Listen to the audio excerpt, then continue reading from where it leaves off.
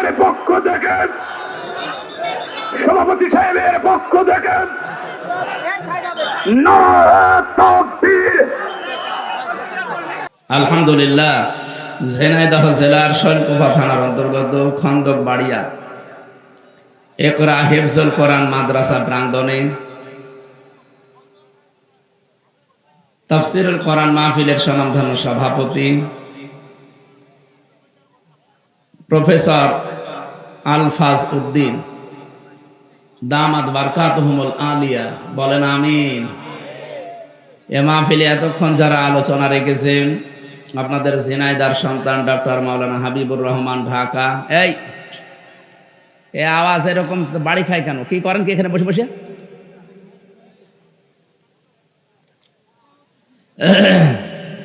মাওলানা হোসাইন আহমেদ মাহফুজ চুয়াডাঙ্গা, মাওলানা শামসুল ইসলাম বকুল কাতলাগাড়ি, এর প্রতিষ্ঠাতা যিনি এ থানার সম্মানিত ব্যক্তি, সমাজসেবক, অত্র এলাকার কৃতি সন্তান মরহুম অধ্যক্ষ সিরাজ আলী, হাজার হাজার মানুষকে যিনি জ্ঞান দিয়েছেন। আরে কি আশ্চর্য, কথা বলেন কেন? আওয়াজ বাড়ি খায়। মঞ্চে বসা আছেন আমার আরাফাতের অনেক ভাই, এখানে বসে আছেন হাজিউল হারামাইন, যারা সম্মানিত ব্যক্তিবর্গ, সামনে বসা মুসলমান ভাইরা, পর্দার আড়ালের সম্মানিতা মা এবং বোনেরা, প্রশাসনের ভাইরা, প্রাণ প্রিয় শৈলকুপাবাসী, আল্লাহর দরবারে শুকরিয়া জানাচ্ছি। কোরআনে কারীম শোনার জন্য আমাদেরকে আল্লাহ একটা মন দিয়েছেন। কত মানুষ এলাকায় আছে, সবাই কিন্তু কাজকর্মের কারণে হয়তো আসতে পারেন না, অনেকে ইচ্ছা থাকার পরও আসতে পারেন না। কত মানুষ এখনো দেখবেন বিভিন্ন জায়গায় বসে গল্প করছে, যে কোরআনে কারীম শোনার মতো ভাগ্য আল্লাহ তাদেরকে দেয়নি। এটা হচ্ছে সৌভাগ্যের সোপান। মা আনজালনা আলাইকাল কোরআন লিতাশকা, হে নবী, কোরআনে কারীম আমি আপনাকে এই জন্য দেইনি যে আপনি মার খাবেন, আপনি অপদস্থ হবেন, অপমান হবেন, দুনিয়াতে আপনি না খেয়ে থাকবেন না। কোরআন দিয়েছি এই জন্য যে আপনি উপরে থাকবেন। হয়তো কাঙ্ক্ষিত মানের যেটা দরকার ওই পর্যন্ত আমরা অনেকে যেতে পারিনি, এই কারণে আমরা কোরআন থাকার পরেও না খেয়ে থাকি, মার খাই, অপমান হই, অপদস্থ হই। তাছাড়া আল্লাহর কথা তো মিথ্যা হওয়া অন্তত সম্ভব না। ওনার কথা মিথ্যা হওয়া সম্ভব? উনি অবশ্যই সত্য কথা বলেছেন, কিন্তু আমাদের কাজকর্ম কেন জানি ওই পর্যন্ত যেতে পারছে না। আপনারা কথা বন্ধ করে এদিকে তাকান।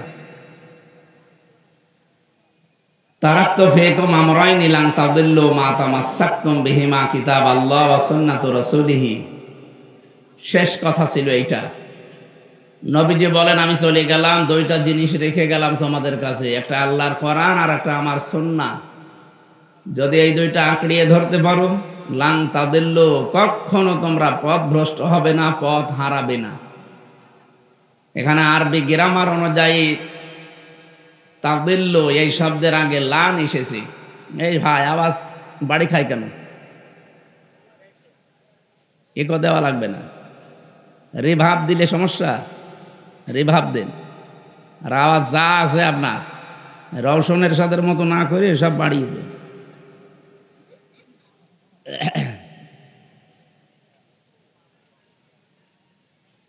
যেহেতু বিশ্বনবী মুহাম্মদুর রাসূলুল্লাহ দুইটা জিনিসের নাম বললেন আর গ্যারান্টি দিলেন কখন তোমরা পথ হারাবে না, আজ আমরা পথ হারিয়ে ফেলেছি।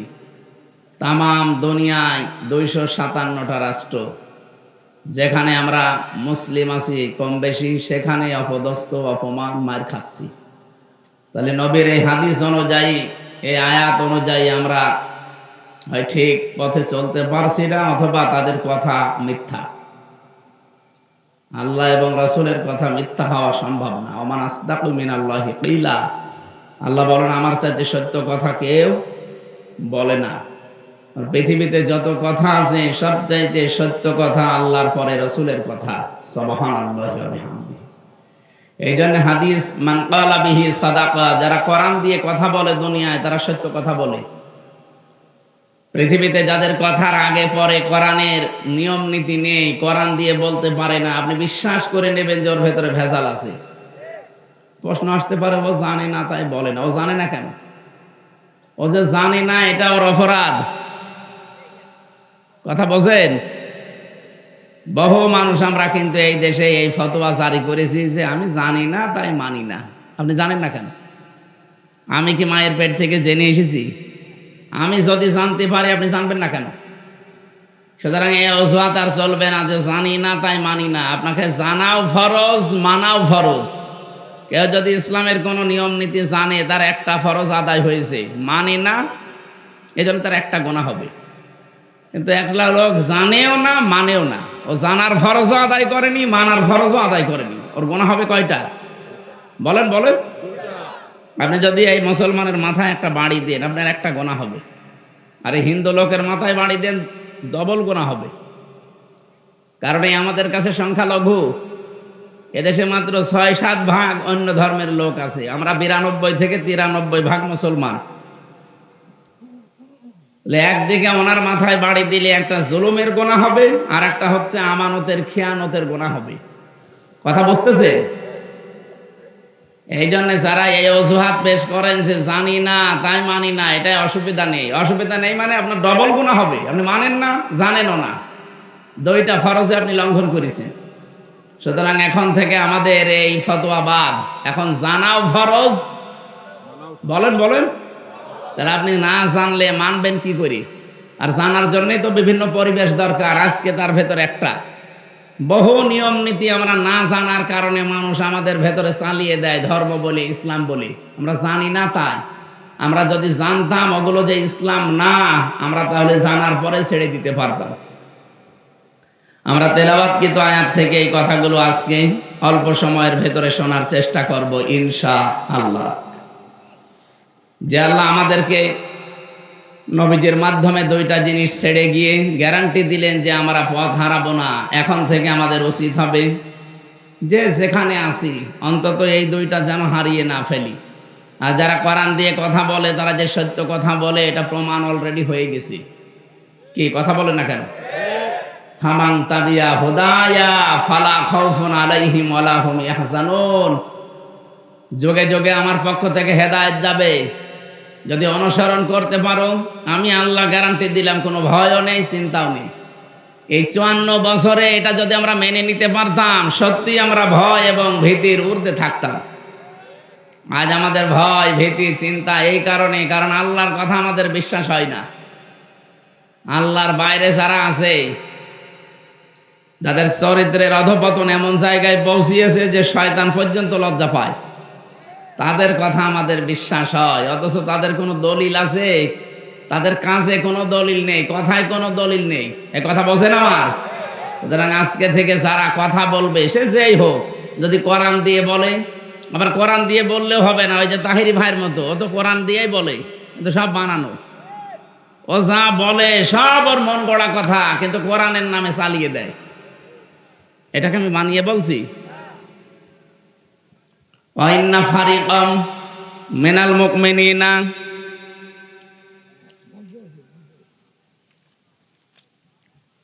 আল্লাহ রাব্বুল আলামিন জানিয়েছেন, ওয়াইন্না মিনহুম লাফারিকান ইয়ালবুনা আলসিনাতাহুম বিল কিতাবি লিতাহসাবুহু মিনাল কিতাবি ওয়া মা হুয়া মিনাল কিতাব ওয়া ইয়াকুলুনা হুয়া মিন ইনদিল্লাহি ওয়া মা হুয়া মিন ইনদিল্লাহ ওয়া ইয়াকুলুনা আলাল্লাহিল কাযিবা ওয়া হুম ইয়ালামুন। সূরা আলে ইমরানের ৭৮ নম্বর আয়াতে আছে। খুব ভালো করে মিলাবেন। এই সিনাইদা বিশেষ করে শৈলকুপার জন্য আয়াতটা খুব দরকার। ওয়াইন্না মিনহুম লাফারিকান ইয়ালবুনা আলসিনাতাহুম বিল কিতাব।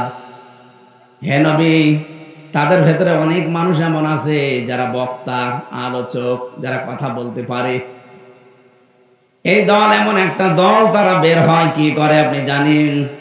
ইয়ালবুনা আলসিনাতাহুম, তারা তাদের জহব্বায় রং লাগায়, তার মানে রং ঢং দিয়ে সাজগোজ করে সোর সার দিয়ে এমন ভাবে কথা বলে মনে হচ্ছে যে কিতাবের কথাই বলছে। লিতাহসাবুহু মিনাল কিতাব, মানুষেরা ধারণাও করে যে মনে হয় কোরআনের কথাই হবে। ওমা হুয়া মিনাল কিতাব, অথচ এগুলো একটাও কোরআনের কথা নয়। ওয়ায়াকুলুনা, তারা এই কথাও বলে হুয়া মিন ইনদিল্লাহ, এগুলো আল্লাহর পক্ষ থেকে সব নাযিল হয়েছে। ওমা হুয়া মিন ইনদিল্লাহ, এগুলো একটাও আল্লাহর পক্ষ থেকে আসে নাই। ওয়ায়াকুলুনা, তারা যা বলে আলাল্লাহিল কাযিবা, আল্লাহ সম্পর্কে যা বলে এগুলো সব মিথ্যা কথা বলে। ওয়া হুম ইয়ালামুন, অথচ তারা কিন্তু এটা জানে যে আমরা মিথ্যা বলছি। আপনি এখানে না বুঝলেও স্যার বুঝবে। আল্লাহর নামের সাথে অন্য কোন নাম কেউ যদি জুড়ে দেয় তার ডবল শাস্তি হবে কিয়ামতে। এটা সূরা ফুরকান 19 নাম্বার পারার 4 নাম্বার পৃষ্ঠার 13 নাম্বার লাইনের 78 নাম্বার আয়াত, না 68 নাম্বার আয়াত, প্রথম অংশে আছে আল্লাযীনা লা ইয়াদউনা মা'আল্লাহি ইলাহান আখার। খুব ভালো করে মিলাবেন। আল্লাহ পাক বলেন রহমানের যে বান্দা তাদের 12টা গুণ দুনিয়ায় পাওয়া যাবে, তার ভেতরে একটা গুণ এই, তারা কখনো আল্লাহর সাথে অন্য কাউকে ডাকবে না। এই যে মা'আল্লাহি ইলাহান আখারা, আল্লাহকে ডাকে কিন্তু পাশাপাশি অন্য কাউকে তার সাথে জুড়িয়ে দেয়। আমি নাম ধরে বললাম আপনাকে শিক্ষা দেওয়ার জন্য, বোঝার জন্য। বলেন তো, এই যে মাওলানা তাহিরি সাহেব, উনিও তো জিকির করে আল্লাহর, 8 রশির ময়দানে ওরাও জিকির করে আল্লাহর, কিন্তু পাশাপাশি এমন এমন নাম জুড়িয়ে দেয়, ইয়া আলী বাবা, কেল্লা বাবা, ফতে বাবা, খাজা বাবা, এগুলো বলে না বলেন?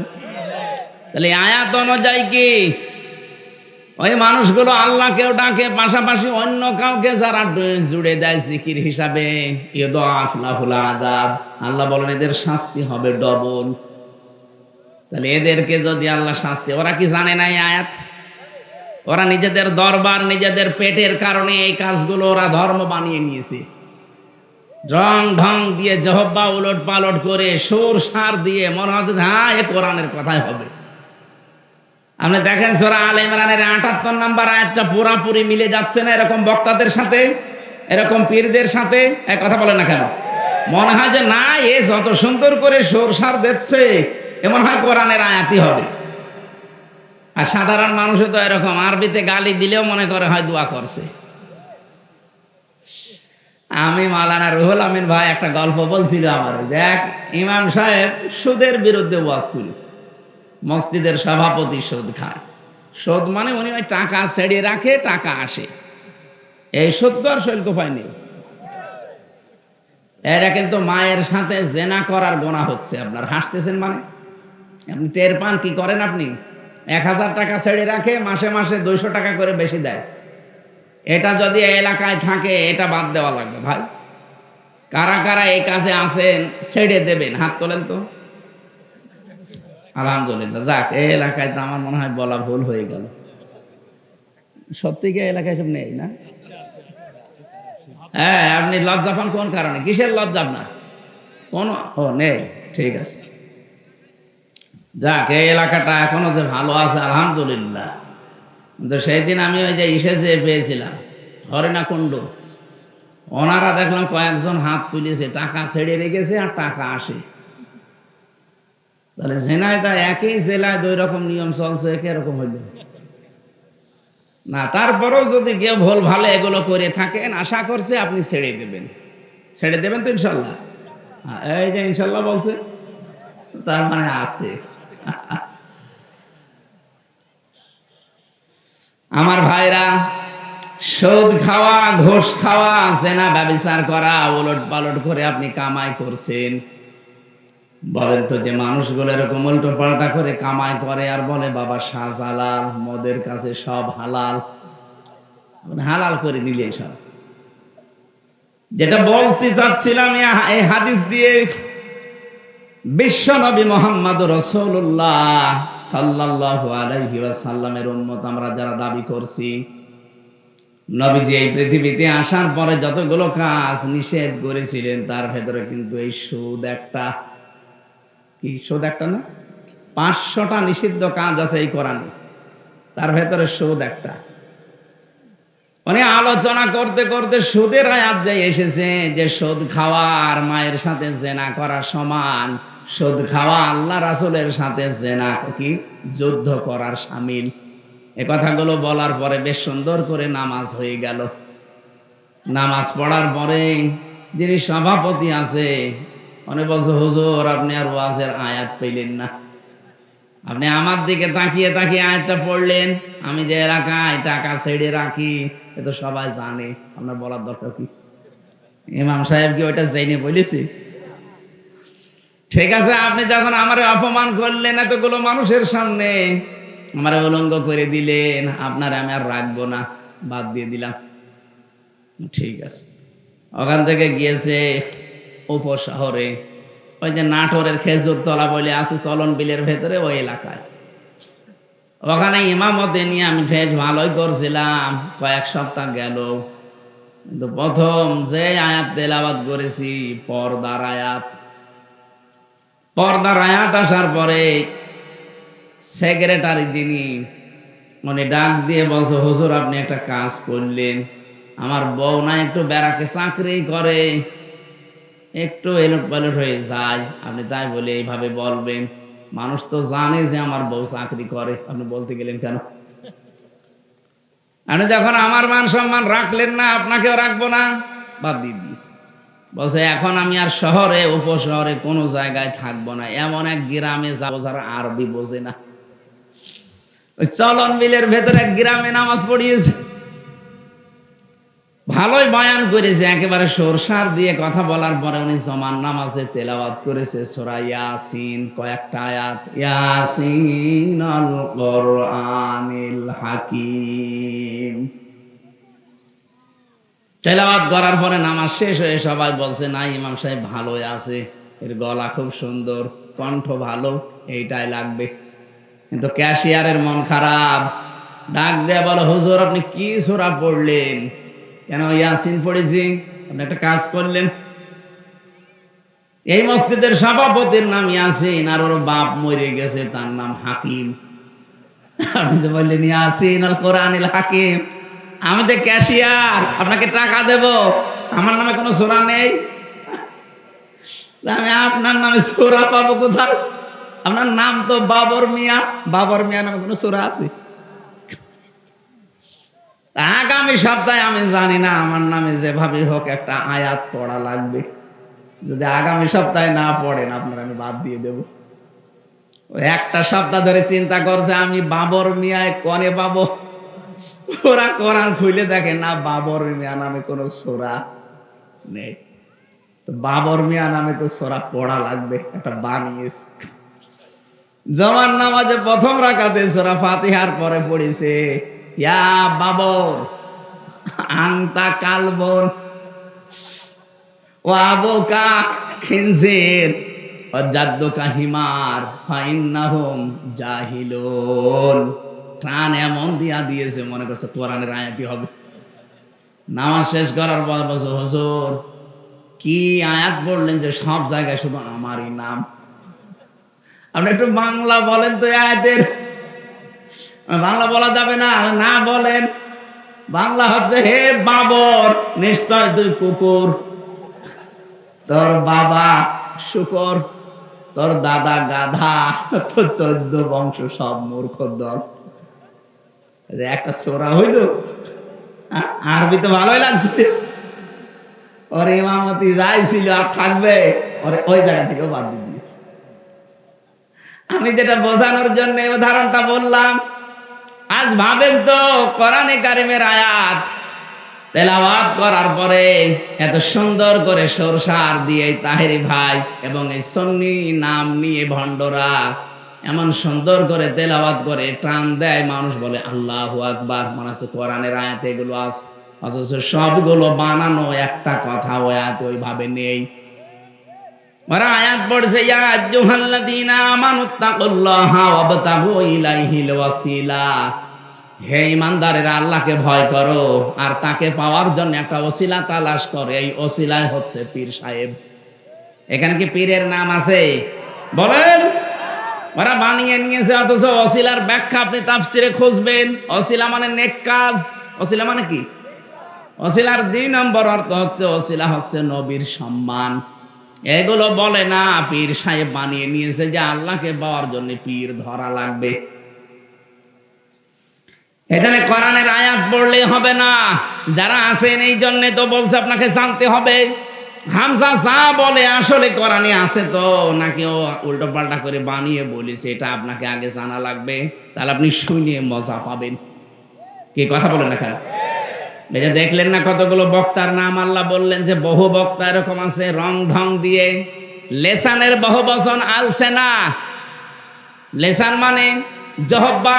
জহব্বা উলট পালট করে সরসার দিয়ে কানে হাত দিয়ে এমন ভাবে টান মারে মনে হয় যে না কোরআনে আছে। এমনকি তারা বলেও ওয়ায়াকুলুনা হুয়া মিন ইনদিল্লাহ, এগুলো আল্লাহর পক্ষ থেকে এসেছে। আল্লাহ পাক বলেন না, এগুলো একটাও আমি আল্লাহ এরকম কথা নাজিল করি নাই। ওয়ায়াকুলুনা আলাল্লাহিল কাযিবা ওয়া হুম ইয়ালামুন। এই মানুষগুলো কিন্তু ভালোভাবে জানে যে আমরা যা বলছি এগুলো কোরআনের কথা না, আল্লাহর কথা না। জেনে শুনে ওদের ব্যবসার কারণে, দরবারের কারণে এগুলো বলে। এই বলেন তো, এরকম মানুষ দেশে নেই? এটা রেকর্ড হচ্ছে, সারা দেশে কালকে যাবে। সুতরাং আল্লাহর সাথে যারা অন্য কাউকে জুড়ে ডাকেন, আপনি ভুল পথে আছেন, আপনার শাস্তি ডবল হবে। আপনি মনে করতে পারেন আলেম ডাকে, আলেমের সাথে আমি ডাকি, অসুবিধা কি? আরে ভাই, আলেম ও তো জালেম, ও তো জানা শোনার পর সত্য গোপন করে রাখছে। এক কথা বলেন না কেন? সুতরাং আপনি আমাকে, আমি যা বলছি এটা আপনি কোরআনের তাফসিরের সাথে মিলান, আর ওর কথাটাও মিলান। জীবনে ওর কথা তাফসিরের সাথে মিলবে না, ওর বাবার সাথে মিলবে। কারণ ওর বাবা তো দরবার ঠিক রাখার জন্য ওটা বানিয়েছে, আর আমার তো দরবার নেই, আমার ঠিক রাখারও দরকার নেই। কথা বলছে না কেন? তাহলে ডবল শাস্তি হবে কোন মানুষের? যারা আল্লাহর সাথে অন্য কাউকে ডাকেন তাদের। সুতরাং আজকে থেকে মরণ পর্যন্ত জিকির হবে আল্লাহর, কিন্তু আল্লাহর পাশাপাশি অন্য কাউকে আর ডাকা। বলেন বলেন, সে খাজা বাবা হোক, দয়াল বাবা হোক, ন্যাংটা বাবা হোক, আগলা বাবা হোক, মাগলা বাবা হোক, কোন বাবার নাম জিকিরে জায়েজ নেই। এমনকি রাসূলুল্লাহর নামেও জিকির করা জায়েজ নেই। রাসূলুল্লাহর নামে হবে দরুদ শরীফ। আমার সাথে একজন জেলে ছিল, এই 3টা বছর আমি পেয়েছিলাম তাকে। ওই যে সোহেল চৌধুরী হত্যা মামলার আসামি মামুন, 30 বছর, ওর 30 বছর জেল ছিল, 25 বছর পরে বের হয়েছে। মাঝে মাঝে দেখতাম রাত্রে 2:30 3টায় উঠতাম আমরা তাহাজ্জুদ পড়তে, আর ও উঠতো জিকির করার জন্য। উঠে একেবারে জিকির আরম্ভ করেছে, তাও জাতের জিকির না, জিকির করছে ইয়া রাসূলুল্লাহ, ইয়া রাসূলুল্লাহ। কি গো? মাওলানা মামুনুল হক আর আমি ওনাকে ডাকলাম, ভাই কি করেন আপনি? হুজুর জিকির করি। জিকির মানে ইয়া রাসূলুল্লাহ, ইয়া রাসূলুল্লাহ কিসের জিকির? বলছে রাসূলের ইশকে। রাসূলের ইশকে কোনো জিকির আছে? আরে ভাই, জিকির হবে তো আল্লাহর নামে। কে শিখিয়েছে আপনাকে আন্দাজে জিকির? উনি ওই দিন বলেছিল, মামুন সাহেব, হামজা সাহেব আমাকে শিখিয়ে দিয়েছে। একজন পাগড়িওয়ালা হুজুর এসেছিল জেলে, সবুজ পাগড়ি মাথায় দেয়, তার মানে মাছ ভান্ডারি। এই হুজুর এসেছিল জেলখানায় জমি জায়গার কেস নিয়ে, তার সাথে আমি ছিলাম, তার কাছে জিকির শিখেছি। ওই তখন থেকে আমি চালাচ্ছি ইয়া রাসূলুল্লাহ, ইয়া রাসূলুল্লাহ। বললাম সে নাই, বুঝে শুনেও ভুল করেছে। আপনি হয়তো না জেনে ভুল করছেন, আপনাকে আর ভুল করতে দেব না। বলেন, জিকির রাসূলুল্লাহর নামে হবে না, জিকির হবে শুধুমাত্র আল্লাহর নামে। দেখলাম তার পরের কয়েকদিন উনি পাল্টিয়ে গেছে, আর ওরকম করে না। এবার আমরা যে আয়াত পড়েছিলাম ওই আয়াতের সাথে মিল আছে, ওইদিকে আমরা যাচ্ছি।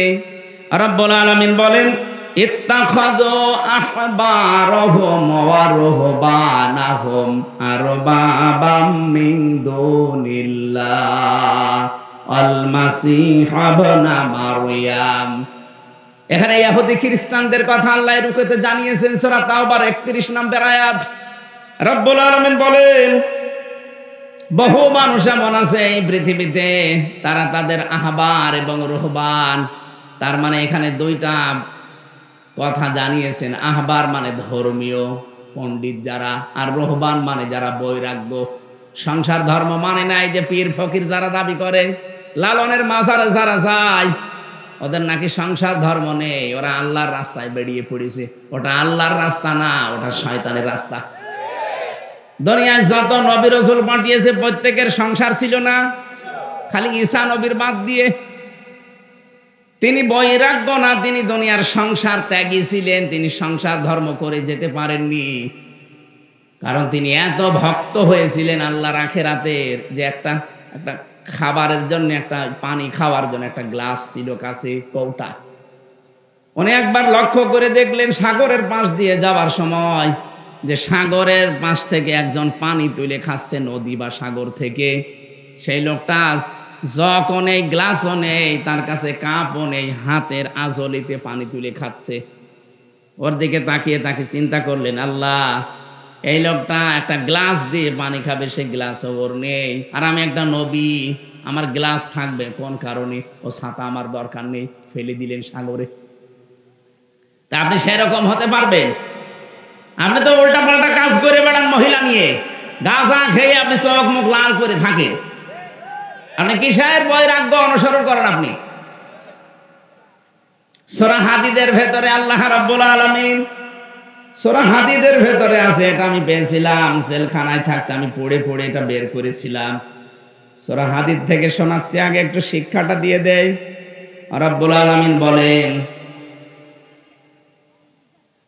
وَجَعَلْنَا فِي قُلُوبِ الَّذِينَ اتَّبَعُوهُ رَأْفَةً وَرَحْمَةً وَرَهْبَانِيَّةً ابْتَدَعُوهَا مَا كَتَبْنَاهَا عَلَيْهِمْ إِلَّا ابْتِغَاءَ رِضْوَانِ اللَّهِ فَمَا رَعَوْهَا حَقَّ رِعَايَتِهَا।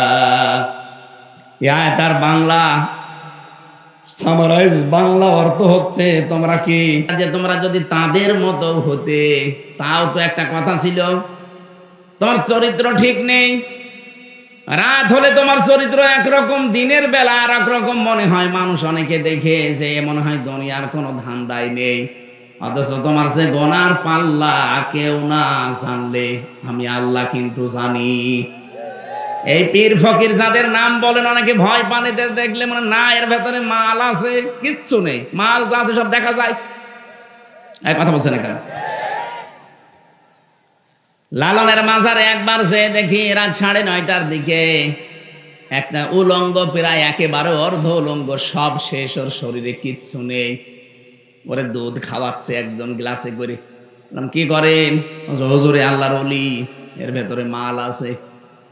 মাল যা আছে সব তো দেখা যাচ্ছে, নতুন মাল দেখাও। এ মাল তো সবার আছে, এ মাল সবার নেই, ওই মালই দেখাচ্ছে। তো ও মাল হলো, ওদের চরিত্র ঠিক ওই রকম। সম্মানিত মা বোন যারা এসেছেন, কখনো এই শয়তানদের বিশ্বাস করবেন না। নবীজি আয়াত পড়ার পর একটা হাদিস বলছিলেন, তারা তাদের আহবার রহবান, তাদের ধর্মীয় গুরুদেরকে, তাদের ধর্মের আলেমদেরকে, বিশেষ করে ভণ্ড আলেমদের কথা এখানে আছে, আর যারা সংসার বৈরাগী, এই মানুষগুলোর কাছে তোমরা তো রব মেনে তাদেরকে চলো, তারা যে হুকুম দেয় সেইটাই তোমরা করো, অথবা ঈসা ইবনে মারিয়ামকে তোমরা রব বানিয়ে ফেলেছো। সাহাবীরা বললেন, হুজুর আপনি আয়াতটা যে শোনালেন, কই আমাদের জীবনে আমরা তো এরকম আলেমদেরকে, ধর্মীয় পণ্ডিতদেরকে, পীর সাহেবদেরকে, সংসার বৈরাগী যারা, তাদেরকে তোমরা রব মানি না।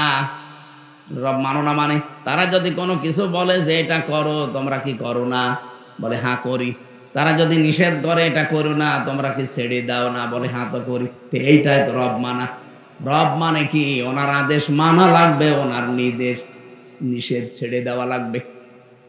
সুতরাং আপনি কোনো কিছু মানতে হলে আগে দেখবেন যে লোকটা নিষেধ করছে এর পেছনে আল্লাহ এবং রসুলের কোনো দলিল আছে কিনা। যারা দরবারে গেলে বলে যে এমন বাবার মুরিদ আমি, নামাজ কালাম লাগে না, এটাকে আল্লাহ রাসূলের সাথে যায়? আরো জোরে বলেন। আরে ভাই, শৈলকুপা থানার বহু জায়গায় এগুলো চলছে, এই কারণে আমি বলছি। মনে করছেন হুজুর কিছু জানে না? বহু জায়গায় এরকম ভণ্ডামি চলছে। রাব্বুল আলামিন বলেন, ওমা উমিরু ইল্লা লিয়াবুদু ইলাহা ওয়াহিদা। এই পৃথিবীতে তোমাদেরকে আদেশই দেওয়া হয়েছে যে ইবাদত যদি করতে চাও কার করবা? ইলাহা ওয়াহিদা, একজন ইলাহ, লা ইলাহা ইল্লাহু, তিনি ছাড়া কোনো ইলাহ নেই। ইলাহ মানে কি? ইলাহর চারটা অর্থ আছে। এক নাম্বার, ইলাহ মানে মাবুদ। মাবুদ মানে ইবাদত পাওয়ার যোগ্য। ইবাদত পাওয়ার যোগ্যতা শুধুমাত্র আল্লাহর আছে, আর কারো নেই। এই জন্য ইবাদতের ক্ষেত্র যখন আসবে, ভাই এবং বোনেরা, এদিকে তাকান, ভাই এবং বোনেরা সবাইকে বলছি, ইবাদতের ক্ষেত্রটা যখন আসবে, দুনিয়ায় কারো কথা আর মানা যাবে না, কারণ ইবাদত সব লিমিট করা আছে। কেউ যদি বলে এই যে জোহরের নামাজ 4 রাকাত, আর একটু বেশি করে 5 রাকাত পড়ে, পারবেন? বলেন বলেন। কারণ ইবাদতটা লিমিট করা আছে। নামাজ পড়াও যেমন ইবাদত, নামাজ ছেড়ে দেওয়াও কি? নামাজ ছেড়ে দিয়ে ইবাদত না? যখন মাথার উপরে সূর্য থাকে, যখন সূর্য ওঠে, যখন ডোবে, এই 3 সময় নামাজ না পড়ায় ইবাদত। তাহলে ইবাদতটা বুঝতে হবে, ইবাদত হচ্ছে আল্লাহর হুকুম যেটা আসবে মেনে নেওয়া, যেটা আসবে নিষেধ ওটা ছেড়ে দেওয়া। ওটা যদি আপনার ভালো নাও লাগে তাও মানা লাগবে। কথা বলেন না কেন? তাহলে এখান থেকে আমরা শিক্ষা পেলাম কি? যেহেতু আল্লাহ এক, ইলাহা ওয়াহিদা, একজন ইলাহ। ইলাহ শব্দের প্রথম অর্থ বললাম মাবুদ, আর মাবুদের বাংলা অর্থ হচ্ছে ইবাদত পাওয়ার যোগ্য। ইবাদত পেতে হলে আল্লাহ বাদে কোনো সত্তা নেই, পৃথিবীতে কেউ নেই যে তার ইবাদত করা যাবে। ইবাদতের বাংলা অর্থ কি বলেছি বোঝা গেছে? যে আল্লাহর নিষেধ, আল্লাহর আদেশ, এই দুইটা মেনে চলার নাম ইবাদত। সুবহানাহু আম্মা ইউশরিকুন, আল্লাহ পবিত্র, তার সাথে কাউকে শিরিক করবা না। পীর ফকির দিয়ে, ধর্ম ব্যবসায়ী দিয়ে, আজ হাজারো সন্ন্যাসী দিয়ে, এগুলো ইসলামকে ধ্বংস করার জন্য অনেক কাফের মুশরিক, বিশেষ করে খ্রিস্টান আর ইহুদিরা এদেরকে লাগিয়ে দিয়েছে। এই 15.5 বছরের দিকে তাকান, এই শিরিককারী, বেদাতকারী, কুফরিকারী, সর্বরে সুন্নি নাম নিয়ে এই আলেমগুলোর কোনো সমস্যা ছিল না দেশে। তাদেরকে বাতিলরা আরো টাকা পয়সা দিয়ে ওরস শরীফ করিয়েছে, নওরোজ শরীফ করিয়েছে, ইসালে সাবাব করিয়েছে। ওই আলেমের মতো আর একজন আলেম যারা কোরআনের তাফসীর করে, সেগুলো 144 ধারা জারি করেছে। তার মানে ওদেরকে চালাচ্ছে অবশ্যই বাতিল এবং জালেমরা। তাদের টার্গেট এই যে তারা আল্লাহর পথ থেকে মানুষকে দূরে সরিয়ে রাখবে। আল্লাহ পাক বলেন, ইউরিদুনা, তারা চায়, আইয়াতফিউ নূরাল্লাহি বিআফওয়াহিহিম, ওরা মনে করেছিল যে সেভাবে হোক আল্লাহর এই নূর, এই কোরআন, এই ইসলাম আস্তে করে দুনিয়া থেকে লিভে যাবে। ওয়ায়াবাল্লাহু ইল্লা আইয়ুতিম্মা নূরা, কিন্তু না, আমি আল্লাহ, আমার একটা সিদ্ধান্ত আছে যে আমার নূর, আমার ইসলাম আমি দুনিয়ায় জ্বালাবই। ওয়ালাউ কারিহাল কাফিরুন, যদিও কাফেরদের কাছে এটা মন খারাপ হবে। আমার মনে হচ্ছে আয়াতটা বাংলাদেশে 100 ভাগ মিলে গেছে। জালেমরা তো চেষ্টা চালিয়েছে, অনেক ভণ্ড পীরকে, ধর্ম ব্যবসায়ীকে, অনেক মাজার আলাকে এই কাজে লাগিয়ে দিয়েছিল সুন্নির নাম নিয়ে। নিজেরা করছে একদিকে, এদেরকে ইসলামের একটা লেবাস পরিয়ে, মুখোশ পরিয়ে লাগিয়েছে। এরা নতুন নতুন ইসলাম বের করতো, এদের কোনো সমস্যা ছিল না। আরো বাতিলরা এদেরকে টাকা পয়সা দিয়ে অর্থনৈতিক সাপোর্ট করতো। বলেন তো, ইসালে সাওয়াবে বাধা হয়েছে বাংলাদেশে, আপনি পেয়েছেন? বলেন না কেন? ওরস শরীফে বাধা হয়েছে কেন? নওরোজ শরীফ হয়, খসরোজ শরীফ হয়, গোসল শরীফ হয়, কোন জায়গায় বাধা নেই। একটাই কারণ সেখানেও তো কোরআনের কথা, হাদিসের কথা, নবীজির কথাই বলা হবে, বাধা নেই কেন? আর আমরাও কোরআনের কথা, হাদিসের কথা, নবীজির কথা বললে 44 ধারা জারি করে দাও। পার্থক্য এইটাই, জালেমরা খুব ভালোভাবে জানে যে আমরা যা করছি আল্লাহর নূরকে ধ্বংস করার জন্য, এরাও একই কাজ করছে, শুধু লেবাস পরে। বলেন। কিন্তু হামজা যেটা করছে, আল্লামা সাইদি যেটা করছে, এটা যদি জনগণ জেনে ফেলে, তাহলে আমরা যে অবৈধ চেয়ারে আছি, এ চেয়ার থাকবে না। কারণ তাফসীর মানে খুলে ফেলা। তাফসীর মানে কি? একটা আবরণ দিয়ে ঢাকা আছে, আবরণটা তুলে ফেললে আপনি দেখতে পারবেন যে কি আছে ভেতরে। তাফসীর যারাই করে তারা সমাজ, পরিবার, রাষ্ট্রের বিভিন্ন অসঙ্গতিগুলো তুলে ধরে যে এটা ইসলাম না, এটা ইসলামের নামে বানানো, এটা জুলুম, এটা কুফরি, এটা শিরিক, এটা বেদাত। তখন ওই মানুষগুলো যারা নিজেরা এগুলো তৈরি করে ব্যবসা করে খায়, ওই মানুষগুলো চিন্তা করবে জনগণ তো জেনে ফেলবে যে আমি কয় নাম্বার। তখন ওরা বাধা দেয় যে এখানে রাজনীতি হবে, এটা বন্ধ করে দাও। গত বছর ঠিক এই কায়দায় বন্ধ করে দিয়েছে। এইটা এই কথা বলছেন না কেন? আমি আসার পর আমাকে ঘর দিয়ে দিল, বলতে দিল না। অথচ ওই জায়গায় আমার মনে হয় যদি কোনো দরবলালা, মাসারালা, কোনো সুন্নি তাহেরি ভাই আসতো, বাধা না বলতো, বলেন ওই এসে নাচানাচি আরম্ভ করতো। কথা বলুন। এই জন্য যত ষড়যন্ত্র করেছে জালেমেরা, কাফেরেরা, মুশরিকেরা, ধর্ম ব্যবসায়ীরা, মুখোশধারীরা জীবনও সফল হতে পারবেন না। ওয়ায়াবাল্লাহু ইল্লা আইয়ুতিম্মা নূরা। আল্লাহ বলেন আমার নূর আমি জ্বালাবই, এটা আমার সিদ্ধান্ত। আল্লাহ যদি কোনো সিদ্ধান্ত নেয় বাস্তবায়ন হবে না। আরো জোরে বলেন। এই জন্য মা বোন যারা এসেছেন, কোন পীর ফকির ভণ্ড যারা এই সংসার বৈরাগী নাম নিয়ে মুখোশধারী যারা আছে, ওদেরকে বিশ্বাস করবেন না। কিসের পানি পড়া নিতে যান আপনি? পর্দা করা আপনার জন্য ফরজ, আর ওই পানি পড়া নিয়ে আপনার জন্য ফরজ। যদি কিছু লাগে আপনি সূরা ফাতিহা নাস ফালাক করে নিজে পানি পড়ে খাবেন, ওইটাই আর উপকার হবে। পর্দার বিধান লঙ্ঘন করে চলে যাচ্ছেন শৈলকুপা বাজারে। কোন ভণ্ড কোন দিক থেকে বের হয়েছে?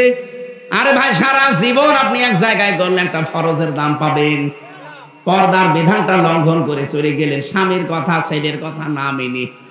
ওখানে যে কত রকমের উলট পালট কাজে আপনাকে জড়িয়ে পড়তে হয়, সর্বশেষ ধাক্কা ধাক্কি হয়। এই কথা বলছে না কেন? কত মেলায় যায় মেয়েরা, কত অনুষ্ঠানে যায়, ওরসে যায়, নারী পুরুষ এক জায়গায় জিকির করে। এই বলেন তো, এখানে যারা পুরুষ মানুষ বসে আছেন, এইদিকে তাকান, মহিলা প্যান্ডেলের দিকে নেই? বলেন, ওই যে জায়গাগুলো ফাঁকা পড়ে আছে। এখন যদি বলি মা বোনেরা এসে এই মাঝে মাঝে বসে পড়েন, জায়েজ আছে? জায়েজ নেই মানে? এখানে যদি জায়েজ না থাকে, তাহলে দরবার গুলোতে নারী পুরুষ এক জায়গায় জিকির করে, জায়েজ হয় কি করে? বলেন। আপনি এখানে মেনে নিতে পারছেন না, ওইটাও তো কোরআনের অনুষ্ঠান বলে চালিয়ে দেন। তাহলে এখানে যদি জায়েজ না থাকে নারী পুরুষ এক জায়গায় বসে জিকির করা, কোরআন শোনা, তো ওই জায়গায় এক জায়গায় পর্দা লঙ্ঘন হয় না। তো এই ইসলাম আপনি বোঝেন না কেন? আপনি সব যে সমান মনে করেন যে ওরাও যায় এরাও তা না। আকাশ পাতাল ওগুলো ধ্বংস করার জন্য মুখোশ করেছে। আল্লাহ বলেন আমার নূর আমি জ্বালাবো, আল্লাহ কিন্তু জ্বালিয়ে অলরেডি দিচ্ছে। কথা বলেন। এদেশে কোরআনের নূর জ্বলবেই। মানুষের ভেতরে যে চেঞ্জ, যে পরিবর্তন আসতেছে আমরা দেখতে পাচ্ছি। মানুষ কিন্তু অনেক পরিবর্তন হয়ে গেছে। এখন আগস্টের 5 তারিখের আগে যে চশমা ছিল, চশমা এখন আর নেই, খুলে গেছে। এই কথা বলেন। এই জন্য মা বোনদেরকে বলবো, আপনার যদি খুব অসুবিধা বেশি হয়, এই পীর ফকির, এই মুখোশধারী ভণ্ড এই দরবার গুলোতে যাবেন না। আপনি নিজে সূরা ফাতিহাটা শুদ্ধ করে পড়েন, আপনার স্বামীকে দিয়ে পড়ান, সূরা নাস ফালাক পড়েন। যদি জিন ভূত পরি এরকম কোনো কেউ তাবিজ মাবিজ করে থাকে, কোনো অসুবিধা নেই। এগুলো কাটানো কোনো ব্যাপারই না। এগুলো কাটানোর জন্য 2টা সূরা আল্লাহ দিয়েছেন, নাস আর ফালাক। নবীকেও মানুষ জাদু করেছিল, নবীজি কাটিয়েছিলেন এই 2টা সূরা পড়ে। নবী যদি কাটাতে পারে, আমরা উম্মত হয়ে কাটাতে পারবো না? কোন কারণে ফরজ বিধান লঙ্ঘন করে ওই পীরের কাছে যাবেন আপনি? আজকে থেকে এই সিদ্ধান্তগুলো পাল্টান। আপনার ছেলে ভয় পেয়েছে অথবা জিন ভূত লিখেছে, কোনো অসুবিধা নাই, আয়াতুল কুরসি পড়বেন নিজে শুদ্ধ করে পড়ে, সূরা ফাতিহা পড়ে একবার ফু দিয়ে দিন, এটা জায়েজ আছে। কিন্তু পীরের কাছে যে আপনি বসে আছেন, আপনার মুখ খোলা, মাথার চুল খোলা, আরো বাকিগুলো আমি বললাম না। এই যেন উল্টাপাল্টা কাজ হয়ে যাচ্ছে, ফরজ বিধান পর্দা লঙ্ঘন হয়ে যাচ্ছে। আপনারা ফু দিলে কাজ আরো হওয়া দূরের কথা, ফরজ বিধান লঙ্ঘন হওয়ার কারণে আপনার আযাব আরো বাড়বে। এই জন্য যারা চেষ্টা চালিয়েছেন, কিয়ামত পর্যন্ত আপনারা পারবেন না। এদেশে ইসলামের আলো জ্বলবেই, কারণ এই সিদ্ধান্ত কার? কাফেরদের যতই মন খারাপ হোক, ওয়াল্লাযী আরসালা রাসূলাহু বিল হুদা, তিনি সে আল্লাহ যিনি তার রাসূলকে পাঠিয়েছেন সত্য দিন সহকারে, লিযহিরাহু, যিনি ইজহার করবেন। ইজহার মানে প্রকাশ করা। কিন্তু কোরআনে কারিমের এই শব্দটার ব্যাখ্যা আমি পেয়েছি, নবীজি বলেন মান কোরআন কোরআনা ফাস্তাজহারাহু, যে ব্যক্তি কোরআন পড়ে আর কোরআনকে ইজহার করার চেষ্টা করে, তার মানে কোরআনে কারিমকে বিজয় করার জন্য চেষ্টা চালায়। এই জন্য আমাদের উদ্দেশ্য হচ্ছে আল্লাহ যেহেতু তার রাসূলকে সত্য দিন সহকারে পাঠিয়েছে, এই পৃথিবীতে ৪৫০০ ধর্ম এখন আছে, সব কিছুর উপরে আল্লাহ কোরআনে কারিমকে, রাসূলের এই বিধানকে তিনি বিজয়ী করবে। এই দায়িত্ব আমাদেরকে আল্লাহ দিয়েছেন, যদিও করবেন তিনি আমাদের মাধ্যমে। এখন যদি এই মাধ্যম হিসাবে আপনাকে আল্লাহ না পায়, যে উদ্দেশ্য নিয়ে আল্লাহ আপনাকে পাঠিয়েছিল আপনি উদ্দেশ্য সফল করেননি। জমিনে আল্লাহ আপনাকে পাঠিয়েছিলেন খলিফা হিসাবে, খেলাফতের দায়িত্ব যদি আপনি ঘাড়ে তুলে না নেন, তা আপনাকে পাঠানো আল্লাহর কি হয়েছে? কিছুই হয়নি। এই জন্য আপনি খেলাফতের দায়িত্ব হাতে তুলে নেবেন, কাঁধের উপরে তুলে নিয়ে জীবন যতদিন আছে, জীবনের শেষ দিন পর্যন্ত চেষ্টা চালিয়ে যাবেন। অধ্যক্ষ কি নাম যেন ওনার, সিরাজ, অধ্যক্ষ সিরাজ আলী। আমি শুনেছি লোকটার জীবনী, অল্প কিছুটা সময় শুনেছি, আমি জেলে যাওয়ার আগে তার কথা শুনেছি। এই লোকটার মতো আপনার চেষ্টা থাকা লাগবে জীবনের শেষ দিন পর্যন্ত, কি করে আল্লাহর জমিনে আল্লাহর বিধানগুলো খেলাফতের দায়িত্বের মাধ্যমে পালন করা যায়। ওয়ালাউ কারিহাল মুশরিকুন, আল্লাহ পাক বলেন যদিও মুশরিকদের এটা খারাপ লাগবে, যারা শিরিক করে তাদের মন পাওয়া যাবে না। ইয়া আইয়ুহাল্লাযীনা আমানু, হে যারা ঈমানের দাবি করো, ইন্না কাসীরাম মিনাল আহবারি ওয়ার রুহবানি লা ইয়াকুলুনান নাস লা ইয়াকুলুনা আমওয়ালান নাসি বিল বাতিল। হে ঈমানদারেরা, অনেক ধর্ম ব্যবসায়ী আছে, মুখোশধারী আছে শয়তান, এরা আহবার এবং রুহবান, এরা বৈরাগ্যের নাম নিয়ে, পীর ফকিরের নাম নিয়ে, দরবেশের নাম নিয়ে জনগণের সম্পদগুলো তারা অবৈধভাবে শরীয়তের নাম বলে খায়।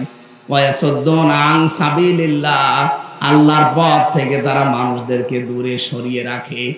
এই যে আমি বলছিলাম না, ওদের উদ্দেশ্য এইটা, কি করে মানুষকে ধর্ম থেকে, ইসলাম থেকে, আসল কাজ থেকে দূরে সরিয়ে রাখা যায়। বিভিন্ন উলট পালট নাম দিয়ে ওরা মানুষকে দূরে সরিয়ে রাখার চেষ্টা চালাচ্ছে। সারা বাংলাদেশের ৪৮,০০০ পীর, প্রায় সবারই উদ্দেশ্য এইটাই। শয়তান ওদেরকে ব্যবহার করে এইভাবে, ওয়াল্লাযীনা ইয়াকনিজুনা আয-যাহাবা ওয়াল ফিদ্দাতা ওয়া লা ইউনফিকুনাহা ফি সাবিলিল্লাহ ফাবাশশিরহুম বিআযাবিন আলীম। যে মানুষগুলো তাদের স্বর্ণ রূপা জমা করে রাখে আর এগুলো আল্লাহর রাস্তায় খরচ করে না, এদেরকে আপনি যন্ত্রণাদায়ক শাস্তির সুসংবাদ দিন। মেয়েরা যারা এসেছেন, আপনার শাড়ির সংখ্যা কত আপনি নিজেও জানেন না। আলমারির ভেতরে 3 পিস শাড়ি দিয়ে, লেহেঙ্গা দিয়ে ভরে গেছে। এরপরও বিভিন্ন অনুষ্ঠান আসলে, বিভিন্ন দিবস আসলে স্বামীকে চাপ দেন যে আমার আরেকটা লাগবে। যত আছে এইটারই তো আপনি এখনো সাদকা করেননি, যাকাত দেননি। শুধু সোনার উপর যাকাত দেওয়া লাগবে না, পৃথিবীর প্রতিটি জিনিসের যাকাত আছে, শরীরেরও যাকাত আছে। এই কথা বলছেন এখানে, শরীরের যাকাত নেই। শরীরের যাকাত হচ্ছে রোজা রাখা, প্রতি সপ্তাহে 2টা, সোমবার বৃহস্পতিবার, প্রতি মাসে 3টা, 14, 13, 14, 15, আর প্রতি বছরে হচ্ছে কমপক্ষে 30টা, ওই যে রমজানে। এরপরে আরো নফল রোজা আছে, শাওয়ালের চাঁদে রোজা আছে, রজবের চাঁদে রোজা আছে, মুহররমের চাঁদে রোজা আছে। এগুলো দিলে আপনার শরীরের যাকাত আদায় হবে, শরীরকে আপনি সুস্থ রাখতে পারবেন। বলেন তো, শরীরের যদি যাকাত থাকে তাহলে আপনার শাড়ির যাকাত নেই। কোন কারণে 30টা শাড়ি আপনি তুলে রেখেছেন, অথচ আপনার নিজের আপন ছোট বোন ও শাড়ির অভাবে উলঙ্গ অর্ধউলঙ্গ থাকে। আপনার নিজের চাচাতো ভাবির শাড়ি নেই, কি করবেন এই শাড়িগুলো? এখনো যদি মরে যান, 30টা শাড়ি আপনার স্বামী আরেকটা বিয়ে করে সেই বউকে দিয়ে দেবে। সুতরাং বেঁচে থাকতে এগুলোর হক আদায় করবেন। যারা এগুলোর হক আদায় করতে চান না, আল্লাহর রাস্তায় খরচ করেন না, বহু মহিলার কাছে টাকা আছে, আশপাশের কোন গরিব মহিলা এসে যদি বলে আপা ভাবি 100-200 টাকা 500 টাকা একটু ধার দেন বা এমনি দেন, ও দিতে তো চাই না, আরো ছাড়ি মারে। ও আবার নামাজ পড়ে বলে, রোজা রাখে। কিসের নামাজ পড়েন আপনি? একজন মানুষকে যদি কেউ ধার দেয় তার ডবল সওয়াব হয়, যদি দান করে তার একটা সওয়াব হয়। ধার দিলে ওই মানুষটার উপকার হলো এক, আর আপনি তাকে সাহায্য করলেন। সুতরাং আমরা যদি সামর্থ্য থাকে দান করে দিয়েন, আর যদি দান করতে নাও পারেন অন্তত তার বিপদ উদ্ধার করার জন্য ধার দিয়েন। কত মহিলার কাছে ধনী যারা এলাকায়, তাদের কাছে গরিব এলাকার মানুষেরা আসে, এরকম আসে না? যারা এগুলো খরচ করতে চান না, আল্লাহর রাস্তায় খরচ করা থেকে আপনি বিরত থাকেন। আল্লাহ রাব্বুল আলামিন বলেন, ইয়াউমা ইউহমা আলাইহা ফি নারি জাহান্নামা ফাতুকওয়া বিহা জিবাহুহুম ওয়া জুনুবুহুম ওয়া যুহুরুহুম হাযা মা কানাসতুম লিআনফুসিকুম ফাদুকু মা কুনতুম তাকনিজুন। যারা তাদের সম্পদের যাকাত দেননি, 7.5 ভরি সোনার উপরে হয়ে গেছে, যাকাত দেননি, 52 ভরি রূপার উপরে হয়ে গেছে, যাকাত দেননি। প্রশ্ন আসতে পারে, আমার 7.5 ভরি না, আমার 7 ভরি হয়েছে, হাফ ভরি হলে যাকাত দেওয়া লাগবে, এই জন্য আমার কিনি না। এরকম চালাক মানুষ নেই? বাংলাদেশ গরিব দেশ, এই দেশের হিসাব করে আপনি যদি সর্বোচ্চ এখন 92,000 টাকার স্বর্ণ রৌপ্য, ব্যাংকের টাকা, বাক্সের ভেতরে টাকা আছে, এগুলো সব যা হিসাব করে দেখবেন, যদি 1 বছরের সম্পদগুলোর উপরে পার হয়ে যায় 92,000 টাকার মালামাল সব মিলে যদি হয়ে যায়, আপনাকে 100 টাকায় 2.5 টাকা যাকাত দেওয়া লাগবে। যদি কেউ যাকাত না দেন, আপনার নামাজ হবে না, কারণ যেখানে নামাজের কথা সেখানে যাকাতের কথা। অনেক মনে মনে ভাবছে যে ঠিক আছে, নামাজ যদি না হয় সতা নামাজও পড়বো না। সেদিন কোন জায়গায় যেন এক মাসলা বলেছিলাম যে ফাসাল্লি রব্বিকা ওয়ানহার, যে নামাজ পড়ো, কোরবানি করো। নামাজ পড়ে না, কোরবানি করে, ওর কোরবানি হবে না। ও বলছে ঠিক আছে, নামাজও পড়বো না। নামাজ তো পড়ি না, ঠিক আছে, কোরবানি যদি না হয় ও কোরবানিও দেব না, দরকার ওই টাকা আমি আরো জমা করব। আপনারা এরকম আর ভুল বুঝেন না। যেখানে নামাজের কথা সেখানে যাকাতের কথা আল্লাহ দিয়েছেন, এই জন্যে এই পরিবেশটা তো ঠিক রাখা লাগবে। যারা যাকাতের সম্পদগুলো না দিয়ে নিজের কাছে কক্ষিগতভাবে রেখে দেন, আপনার শত্রু দিনের পর দিন বাড়তে থাকবে। আর কিয়ামতের ময়দানে এই মালগুলো আমার আল্লাহ আগুনে জ্বালাবে, জাহান্নামের আগুন দিয়ে। এরকম বড় বড় শিক গরম করে কপালের উপরে, বুকের উপরে, পিঠের উপরে লাগাবে আর বলবে, এইটাই তোমার সেই মাল, এখন কেমন লাগে, মজা চাকো। এই বিপদ আসার আগে আমরা যেন পরিবর্তন হই আয়াতগুলো থেকে। আল্লাহ তাওফিক দেন, আমিন, আল্লাহুম্মা আমিন। লা হাওলা ওয়ালা কুওয়াতা ইল্লা বিল্লাহিল আলিয়্যিল আযীম। আল্লাহুম্মা ইগফিরলি ওয়ারহাম